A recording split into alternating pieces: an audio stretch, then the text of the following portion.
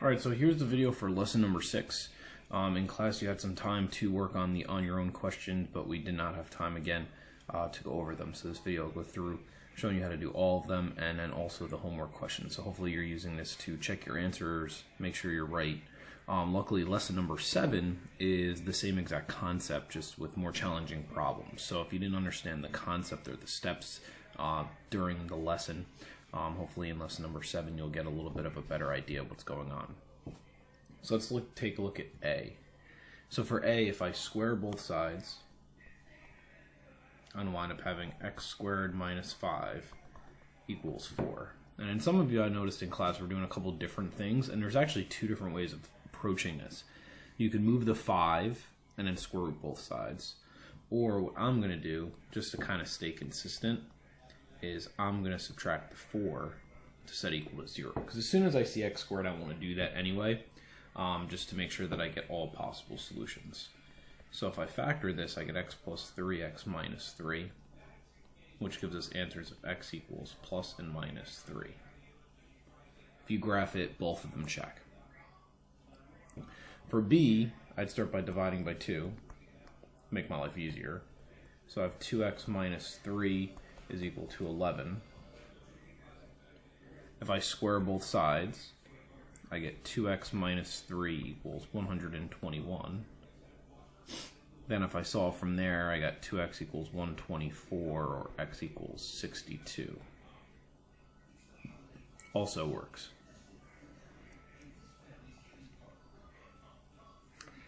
For C, I'd start by subtracting 9. So I have negative square root of x plus 5 is equal to a positive 3.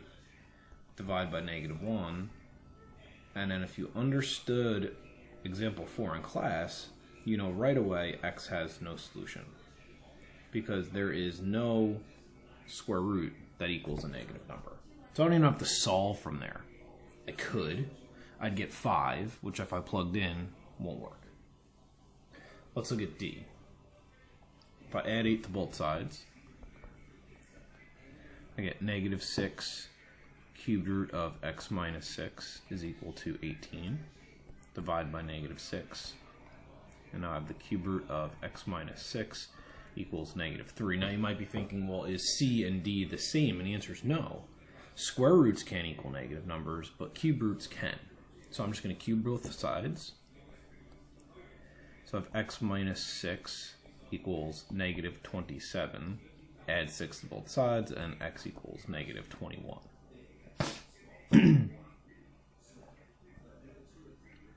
For E, if I add 3 to both sides,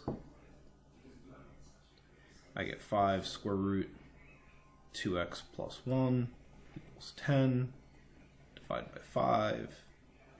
And now I have this square root of 2x plus 1 equals 2.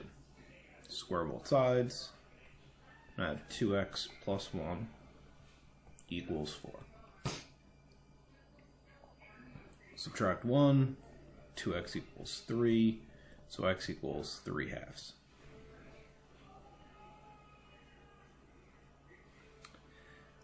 For F, I could do a couple different things. First thing I would do is actually multiply both sides by 4, so I want to get rid of the fraction. So I have square root of x plus 9 equals 8. Square both sides, x plus 9 equals 64. Subtract 9, and I get x equals, what, 55? Which works. Oh, let's move on to homework. So again, 6 more questions here. First one, I would divide by 2. So I have the square root of x plus 3 equals 3. Square both sides, and I have x plus 3 equals 9, or x equals 6, which works.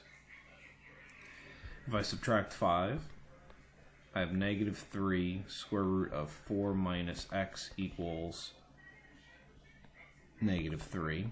Divide by negative 3. And I have the square root of 4 minus x equals positive 1. Square both sides. And I have 4 minus x equals 1. Subtract 4. and I get negative x equals negative 3. So x equals positive 3. Now if I check that, I'm going to get 5 minus 3 square root of 1, and that all does equal 2. So that works. Remember, you do want to check them either mentally or graphically, however you're doing it. For the third one, ready to go to square both sides. So I have x squared minus 9 equals 25. Subtract 25. No, plus 9. My bad. So now I have x squared minus 16 equals 0. X plus 4. X minus 4. They both check, so I get plus and minus 4. For the next one, if I square both sides, I get x squared equals 56 minus x.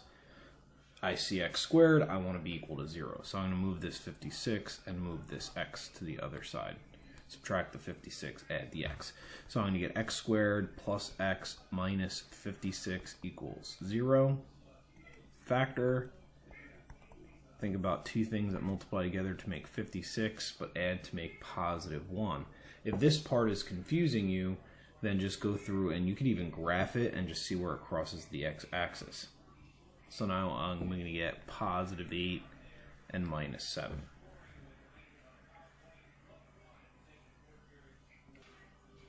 So that's going to give me x equals negative 8 and x equals positive 7. If you check them, you see negative 8 is extraneous. Therefore, x equals 7 is your only answer.